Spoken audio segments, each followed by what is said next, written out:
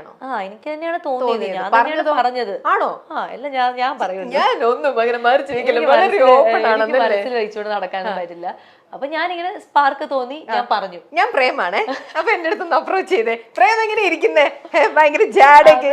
ജാടയല്ല, പക്ഷെ പ്രേം അധികം അങ്ങനെ ഭയങ്കര ഒരു ചിരിക്കില്ല, ചിരിയും ടോക്കറ്റീവ് അല്ല. അപ്പൊ ഞാൻ ഓക്കെ, ഞാൻ എന്നാ ഇങ്ങനെ ഇരിക്കാം പ്രേം. ഞങ്ങൾ അങ്ങനെയൊന്നും ഇരുന്നല്ല പറഞ്ഞത്, ഞങ്ങളൊരു സീൻ ചെയ്തോണ്ടിരിക്കുന്നു. അപ്പൊ ഞാൻ പ്രേമിന് തോളത്ത് ചാരി കിടന്നിരുന്ന് ഡയലോഗ് പറയാണ്. അതായത് മറ്റത് മറിച്ചത്, അങ്ങനെ നിഖില അങ്ങനെയാണ്, ഞാൻ ഇങ്ങനെയാണെന്നൊക്കെ പറഞ്ഞിട്ട് എന്തോ അങ്ങനത്തെ ഒരു സീനായിരുന്നു. അപ്പൊ സീൻ ഇങ്ങനെ കഴിഞ്ഞിട്ട് എല്ലാം ഡയറക്ടേഴ്സ് നസീർ സാർ കട്ടൊക്കെ പറഞ്ഞിട്ട് ഞങ്ങളെ നോക്കിയിട്ട് കൊള്ളാല്ലേ. ഞാൻ പറഞ്ഞു എനിക്ക് ഇങ്ങനെ അഭിനയിക്കുമ്പോ നല്ലൊരു എന്താന്ന് അറിയാത്തൊരു ഫീല് വരുന്നുണ്ട്, കല്യാണം കഴിച്ചാൽ കൊള്ളാന്ന് ഒരു ആഗ്രഹം ഉണ്ടെന്നൊക്കെ പറഞ്ഞു. അപ്പൊ പ്രേമിക്കാൻ ചോദിച്ചിട്ടും ഒരു പുച്ഛച്ചിരി ചിരിച്ചിട്ടൊക്കെ പോയി. അപ്പൊ ഞാൻ പിന്നെ ഏറ്റില്ല. പിന്നെ ഇടയ്ക്ക് അതേ ദിവസം തന്നെ സംസാരിച്ചു. അപ്പൊ സ്വാസികക്ക് മനസ്സിലായി ഞാൻ പറഞ്ഞത് അങ്ങോട്ട് അതിൽ കറക്റ്റ് ലോക്ക് വീണിട്ടില്ല. അപ്പൊ സ്വാസികയുടെ മനസ്സിലെന്തോ ഇത് മനസ്സിലായില്ല. അല്ല അങ്ങനെ ഒന്നുമില്ല. ഞാൻ പിന്നെയും പറഞ്ഞു. പിന്നെ ഞങ്ങൾ വീണ്ടും ഇതുപോലെ ഇരുന്ന സമയത്ത് പറഞ്ഞു, അല്ല എനിക്ക് ഞാൻ സീരിയസ് ആയിട്ട് പറഞ്ഞതാണ്, എനിക്ക് അങ്ങനെ ഒരു ഇഷ്ടം അങ്ങനെ തോന്നുന്നുണ്ട്. അതായത് ഞാൻ ഭയങ്കര കംഫർട്ടബിൾ ആയിട്ട് എനിക്ക് ഫീൽ ചെയ്യുന്നുണ്ട്. ഒരു എന്താന്ന് അറിയാം, ഇതിനു മുമ്പ് ഞാൻ പല ആൾക്കാരോട് വർക്ക് ചെയ്തിട്ടുണ്ടല്ലോ, പക്ഷെ അങ്ങനെ അല്ലാത്തൊരു ഇതുണ്ട്. അറിയില്ല എന്തോ അതോ എന്തോ അങ്ങനെ എനിക്ക് തോന്നുന്നു. അപ്പോഴും പ്രേം ഇങ്ങനെ എന്നൊക്കെ പറഞ്ഞ് ഇങ്ങനെ ചിരിച്ചിട്ടൊക്കെ പോയി. പിന്നെ ഞാൻ ചോദിക്കാൻ പോയില്ല. പിന്നെ എനിക്ക് പറയാതെ ഞങ്ങളുടെ മലയാളികളുടെ പ്രിയപ്പെട്ട നായിക 2 തവണ പ്രപ്പോസ് ചെയ്തിട്ടും മൈൻഡ് ഇല്ലാതെ കൂസലില്ലാതെ എണീറ്റ് പോയ പ്രേം അടുത്ത വൈറൽ ക്യാപ്ഷൻ പോട്ടെ. ഒന്നും ചെയ്യില്ല. പിന്നെ ഞാൻ പറഞ്ഞു എനിക്ക് റീൽസ് എടുക്കാനായിട്ട്, അതാണല്ലോ അന്നത്തെ അന്നല്ലേ ഇപ്പോഴും, അപ്പൊ റീൽസ് എടുക്കാനായിട്ട് വരാമോ? അപ്പൊ അതൊക്കെ എടുത്തു തരും. അപ്പൊ റീൽസ് എടുത്തു തന്നു. അപ്പൊ മറ്റേത് ആ പാട്ടിലുള്ള റീലായിരുന്നു. അപ്പൊ അങ്ങനെ ഇങ്ങനെ നിൽക്കുന്നൊക്കെ പറഞ്ഞു. അപ്പൊ അവൾ റീൽസ് എടുക്കാനെങ്കിലും ഒരാളാവുമായിരുന്നല്ലോ നിങ്ങളെ പ്രേമിച്ചിരുന്നെങ്കിൽ കറക്റ്റ് ആയിട്ട് എന്നൊക്കെ പറഞ്ഞു. ഞാനിങ്ങനെ ഓരോ പറഞ്ഞു. അപ്പോൾ ഇതെങ്ങനെയുണ്ട്, ഓക്കെ അല്ലേ? പിന്നെ അന്നത്തെ ദിവസം ഞങ്ങൾ വേറെ കുറെ കാര്യങ്ങൾ, അതായത് നസീർ സാർ ഇരുന്നപ്പോഴൊക്കെ പല ആളുകളുടെ പ്രണയത്തെ കുറിച്ചിട്ടും ലോങ് ഡിസ്റ്റൻസ് റിലേഷൻഷിപ്പിനെ അങ്ങനെ കുറെ പ്രണയത്തിന്റെ ടോപ്പിക് അന്ന് സംസാരിച്ചു. എന്തിനോ വേണ്ടി തിളക്കുന്ന സാമ്പാർ എന്ന് പറഞ്ഞാൽ നസീർ സാർ കിടന്ന് കുറെ പറഞ്ഞു. അപ്പൊ ഞാൻ എന്റെ കാര്യം പറഞ്ഞു, അപ്പൊ പ്രേമിന്റെ കാര്യം പറഞ്ഞു. അങ്ങനെ ആ ടോപ്പിക്ക് കഴിഞ്ഞ് കുറെ ഞങ്ങൾ അന്ന് പ്രണയത്തിനെ കുറിച്ച് വേറെ ആൾക്കാരുടെ കേട്ടോ കാര്യങ്ങളൊക്കെ സംസാരിച്ചൊക്കെ കഴിഞ്ഞ് പോയി. എന്നിട്ട് ഒരു ഇതിനെ കുറിച്ചൊന്നും ഒന്നുമില്ല. പിന്നെ ഞാൻ ചോദിക്കാൻ പോയില്ല. അങ്ങനെ ആ ഷെഡ്യൂൾ കഴിഞ്ഞു. സമാധാനമായിട്ട് ഉറങ്ങിയോ? ഇല്ല, അതൊക്കെ ഉറങ്ങി. ഇതെന്താ പ്രേം ഇങ്ങനത്തെ ഒരു മനുഷ്യൻ? എത്ര തവണ ഞാൻ രാവിലെ മുതൽ ഇങ്ങനെ പറയാണ്. ഇങ്ങനത്തെ അത്രയും ഒരു ഇതിലേക്ക് പോയില്ല. ഞാൻ ഇങ്ങനെ പറഞ്ഞതിന് ഇതില്ലാത്തതിന്റെ മാത്രമേ ഉള്ളൂ. അല്ലാതെ ഉറക്കമൊക്കെ നന്നായി ഉറങ്ങി, ഭക്ഷണം കഴിച്ചു, എല്ലാം ചെയ്തു. പിറ്റേ ദിവസം ഷൂട്ടിന് പോയി കാര്യങ്ങൾ. പിന്നെ അന്നത്തെ ആ ഒരു ഷെഡ്യൂൾ കഴിഞ്ഞു. ഞാൻ നാട്ടിൽ പോയി. പിന്നെ ഞങ്ങൾ ഇടയ്ക്ക് മെസ്സേജ് ഒക്കെ ചെയ്യും, അത് ഇത് എന്നൊക്കെ പറയുന്നത് മെസ്സേജ് ചെയ്യും.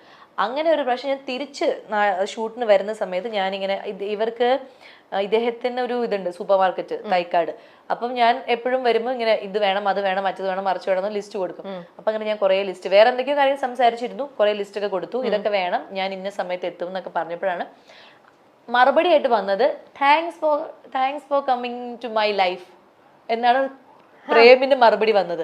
അപ്പൊ ഞാൻ അയച്ചത് ബ്രെഡ്, മുട്ട, ലെറ്റ്യൂസ്, നാച്ചോസ് അതൊക്കെ പറഞ്ഞിട്ടാണ് അയക്കണേ. അതിനുള്ള മറുപടിയാണ് പറയുന്നത് thanks for coming to my life. അപ്പൊ ഞാൻ എന്താണ് പറഞ്ഞു, അല്ല ഇത്രയും ദിവസം ഇങ്ങനെ സംസാരിച്ചപ്പോഴും അന്ന് പറഞ്ഞ കാര്യങ്ങൾ ഞാൻ ആലോചിച്ചപ്പോഴും പിന്നെ അതിന് ശേഷം നമ്മൾ മീറ്റ് ചെയ്തപ്പോഴൊക്കെ ഞാൻ ഒബ്സർവ് ചെയ്തപ്പോഴൊക്കെ എന്നൊക്കെ പറയാം. അപ്പൊ ഞാൻ ഇത്രയും അവര് ഡെഫിനറ്റ്ലി അങ്ങനെ വേണമല്ലോ, അല്ലാണ്ട് ചാടി കയറി അങ്ങനെ എനിക്ക് പറയാനും പറ്റില്ല. ഞാൻ അങ്ങനത്തെ ഒരു സ്വഭാവമല്ല, പെട്ടെന്ന് അങ്ങനെ ഒരു ഉത്തരം പറയാനും പറ്റില്ല. പിന്നെ എനിക്കും അപ്പോഴാണ് പ്രേം പറയണത്, എനിക്കും പിന്നെ ഒരു എന്താ പറയാ, ഞാൻ കണ്ടിരുന്നത് എന്നെക്കാളും സീനിയർ ആയിട്ടുള്ളൊരു ആർട്ടിസ്റ്റ് ആണ്, എന്നെക്കാളും ആനയാണ്, ചേനയാണ്, മറ്റതാണ് സ്റ്റേറ്റ് അവാർഡ് അതാണ്. അപ്പൊ ഞാനിപ്പോ വളർന്നു വരുന്നുള്ളൂ. അപ്പൊ അതൊക്കെ എന്റെ മനസ്സിലെ ഒരു എന്താ പറയാ, എന്തോ ഒരു കോംപ്ലക്സ് പോലെ, അല്ലെങ്കിൽ ഒരു ഇൻസെക്യൂരിറ്റി, ഒരു ഫീൽ ഉണ്ട്. അപ്പൊ ഇതൊക്കെ ചുമ്മയാണോ എന്ന് അറിയില്ലല്ലോ, നിങ്ങൾ ഇതുപോലെ തന്നെ ചുമ്മാ കുറെ പറ്റിച്ചിട്ട് പോവാലോ വേണമെങ്കിൽ. എങ്ങനെയൊക്കെ ഞാൻ പോലും അങ്ങനെയൊന്നും ചിന്തിച്ചില്ല. അങ്ങനെയൊക്കെ ചിന്തിച്ചു. പക്ഷെ പിന്നെ പല സമയത്തും ഞാൻ വേറെ ആൾക്കാരുടെ അടുത്തിരുന്നിട്ട് ഞാൻ സ്വാസികേനെ കുറിച്ചിട്ട് ഇങ്ങനെ ചുമ്മാ ഒരു ടോപ്പിക് ഇടും. അപ്പൊ അവര് പറയും. അപ്പൊ അവര് പറഞ്ഞപ്പോ എന്റെ അടുത്ത് നിയാസൊക്കെ പറഞ്ഞു, നസീർ സാറൊക്കെ സ്വാസികയെ കുറിച്ച് ഭയങ്കര ഭയങ്കര നന്നായിട്ട് പറഞ്ഞു. മീര ചേച്ചി ഞങ്ങളുടെ അമ്മയായിട്ട് അഭിനയിച്ച, അപ്പൊ മീര ചേച്ചി എല്ലാവരും അങ്ങനെ പറഞ്ഞു. അപ്പൊ ഞാനിങ്ങനെ ഒബ്സർവ് ചെയ്തു, അത് ചെയ്തു ഇത് ചെയ്തു, എങ്ങനെയാണ് സംസാരം, എങ്ങനെയാണ് ഇത് എന്നൊക്കെ. വഴക്കില്ല ബഹളമില്ല, എപ്പോഴും ഭയങ്കര ഹാപ്പിയാണ്. വഴക്കില്ല ബഹളം ഇല്ലാന്ന് പറയാനും പറ്റില്ല. എനിക്കും വിരൂപമായ വേറൊരു ഹാപ്പിയാ. ഓക്കെ, പ്രത്യേകിച്ച് അങ്ങനെ ഒരു ഈഗോ ഇല്ല എനിക്ക്. അതാ മേ ബി അതൊക്കെ. അപ്പൊ അതൊക്കെ ഞാൻ ഒബ്സർവ് ചെയ്തു. പിന്നെ അങ്ങനെയാണ് ആ താങ്ക്സ് ഫോർ കമ്മിങ്. അപ്പൊ ഞാൻ ശരി. പിന്നെയാണ് അതങ്ങ് വളർന്നത്. പിന്നീട് അങ്ങോട്ടുണ്ടായിരുന്ന ഷൂട്ടിങ്ങിന്റെ ഓരോ ദിവസം ഈ ഷൂട്ടിങ് അടുത്ത തീരല്ലേ തീർന്നും പോയി അല്ലേ? അങ്ങനെ ഞങ്ങൾ ഇത് ഒരു റിലേഷൻഷിപ്പിൽ ആയതിനു ശേഷം പിന്നെ കുറച്ച് ഒരു 4 or 5 സ്കെഡ്യൂൾ ഉണ്ടായിരുന്നു, അപ്പോഴേക്കും തീർന്നു. അതെന്താന്ന് പറയാ, നിങ്ങൾ റിലേഷൻഷിപ്പ് ആയി കഴിഞ്ഞാൽ പിന്നെ 2 പേർക്കും പൈസ ഉണ്ടാക്കണമെങ്കിൽ ഒരുമിച്ച് നിന്നിട്ടില്ല, 2 പേരും 2 സെറ്റിൽ നിന്നിട്ട് പൈസ ഉണ്ടാക്കാനുള്ളതാണെന്ന് തോന്നുന്നുണ്ട് നിങ്ങളുടെ. അങ്ങനെ ആയിരിക്കും. ശരി, അപ്പൊ പ്രേമിന്റെ അടുത്ത് ഞാനിപ്പോ ചോദിച്ച ചോദ്യം ഞാൻ സ്വാസികയുടെ അടുത്ത് ചോദിക്കട്ടെ. അപ്പൊ ഇത്രയും പ്രതീക്ഷയോടെയൊക്കെ സ്വാസിക പ്രപ്പോസ് ചെയ്തു, അവസാനം കല്യാണം കഴിച്ചു. പക്ഷെ പ്രേം കല്യാണത്തിന് മുമ്പ് തന്നെ ഇവൾ എനിക്ക് പറ്റിയ പെണ്ണാണോ എന്ന് ശരിക്കും ഒന്ന് സ്റ്റഡി ചെയ്തിട്ട് തന്നെയാണ് ലൈഫിലേക്ക് വന്നത്. സ്വാസിക അത്രത്തോളം ഒന്നും ചിന്തിച്ചില്ല എന്ന് പറഞ്ഞു. അപ്പൊ ഇപ്പൊ ലൈഫിലേക്ക് വന്നു കഴിഞ്ഞപ്പം പ്രേമില് എന്തെങ്കിലും ഒരു മാറ്റം കാണുന്നുണ്ടോ? നേരത്തെ പ്രേം തന്നെയാണോ ഇപ്പത്തെ പ്രേം? സ്വഭാവത്തിലൊന്നും അങ്ങനെ എനിക്കൊരു മാറ്റമായിട്ട് തോന്നില്ല. കാരണം അന്നും ഞാൻ കാണുമ്പോഴും ഞാൻ അതിനു മുൻപ് കൂടെ വർക്ക് ചെയ്ത ആൾക്കാരെല്ലാവരും ഭയങ്കര, ഇപ്പം ഷാനവാസ് ആണെങ്കിലും ബിപിൻ ആണെങ്കിലും ദീപൻ ആണെങ്കിലും എല്ലാവരും ഭയങ്കരമായിട്ട് സംസാരിക്കുക, ഒരു അങ്ങനത്തെ ഒരു വേറൊരു വൈബിലുള്ള ആൾക്കാരായിരുന്നു. പ്രേം അന്ന് ഞാൻ കാണുമ്പോഴും വളരെ കുറച്ച് മാത്രം സംസാരിക്കുന്ന, ചോദ്യത്തിന് മാത്രം 1 word ആൻസർ പറയുന്ന, അധികം ചിരിയാണെങ്കിലും അങ്ങനെ എന്നുള്ള പൊട്ടിച്ചിരിയൊന്നുമില്ല, ചെറിയ ചിരി അങ്ങനെയൊക്കെയാണ്. അങ്ങനെ ഒരു ഇതായിട്ട് നിൽക്കുന്ന ആള് തന്നെയായിരുന്നു. അത് തന്നെയാണ് ഇപ്പോഴും. അപ്പൊ അന്നും ഞാൻ അത് പറഞ്ഞ് വഴക്കൊന്ന് ചിരിച്ചുകൂടെ, ഒന്ന് വർത്താനം പറഞ്ഞൂടെ, എല്ലാം 1 word ആൻസർ ഉള്ളൂ നിങ്ങൾക്ക് അത്രേ ഉള്ളൂ. അത് അന്നും ഞാൻ ചോദിക്കും, ഇപ്പോഴും ചോദിക്കാറുണ്ട്. അപ്പൊ അതിനൊന്നും അങ്ങനെ മാറ്റമൊന്നും വന്നില്ല. പക്ഷെ എനിക്ക് ഞാൻ മനസ്സിലാക്കി റിയലൈസ് ചെയ്തൊരു കാര്യം എന്താ വെച്ച് കഴിഞ്ഞാൽ, ഞാൻ കുറച്ചൊരു പൈങ്കിളിയാണ്, അല്ലെങ്കിൽ ഞാൻ ഓവർ ഒരു റൊമാൻറ്റിക് ആണ്, കുറച്ച് ക്രിഞ്ചൊക്കെയാണ് ഞാൻ. അപ്പം എന്റെ സീത എന്ന് പറഞ്ഞ സീരിയലാണെങ്കിൽ അതിലും ക്രിഞ്ചായിരുന്നു. അപ്പൊ അതിൽ എന്റെ ഇന്ദ്രേട്ടൻ എന്നെ ഭയങ്കരമായിട്ട് ഒരു രാജ്ഞിയെ പോലെ കൊണ്ടു നടക്കുന്നു, ഞാൻ അത് ചെയ്യാം. അങ്ങനത്തെ ഒരു ഭർത്താവിന്റെ സെറ്റ്. അപ്പൊ കിട്ടണം, ഇങ്ങനെ ഒരാളെ കിട്ടണം എന്നൊക്കെ ആയിരുന്നു അപ്പൊ എന്റെ മനസ്സിലാവും. ഇങ്ങനെ എന്നെ കൊണ്ടുനടക്കുന്ന ഒരാളെ കിട്ടണം എന്നൊക്കെ.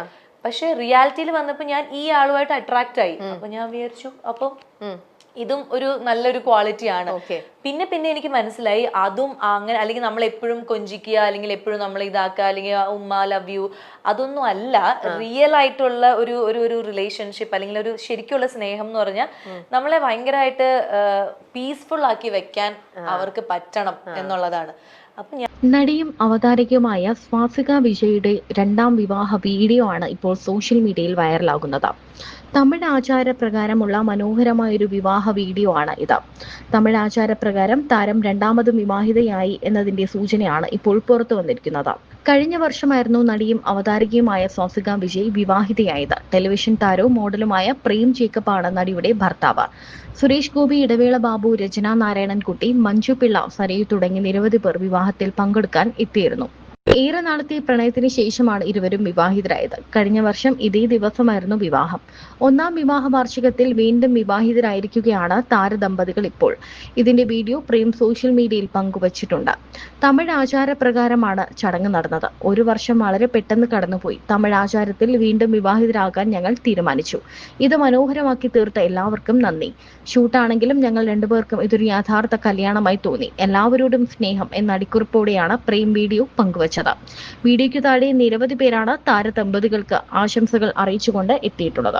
വൈഗ എന്ന ചിത്രത്തിലൂടെയാണ് സ്വാസികയുടെ സിനിമ അരങ്ങേറ്റം. റാട്ട്, കുമാരി, ഉടയോൾ, 10ാം വളവ്, ഇട്ടിമാണി, മെയ്ഡ് ഇൻ ചൈന, കാറ്റും മഴയും, സ്വർണ്ണക്കടുവ, കുട്ടനാടൻ മാർപ്പാപ്പ, അറ്റ് വൺസ്, ഒറീസ, സ്വർണ്ണ മത്സ്യങ്ങൾ, അയാളും ഞാനും തമ്മിൽ, ബാങ്കിംഗ് അവേഴ്സ്, മോൺസ്റ്റർ, ചതുരം, വാസന്തി തുടങ്ങിയവയാണ് സ്വാസികയുടെ പ്രധാന ചിത്രങ്ങൾ. വിവേകാനന്ദൻ വൈറലാണ് സ്വാസികയുടെ ഒടുവിൽ റിലീസിനെത്തിയ ചിത്രം. കൂടാതെ സീരിയലുകളിലും അഭിനയിച്ചിട്ടുണ്ട്.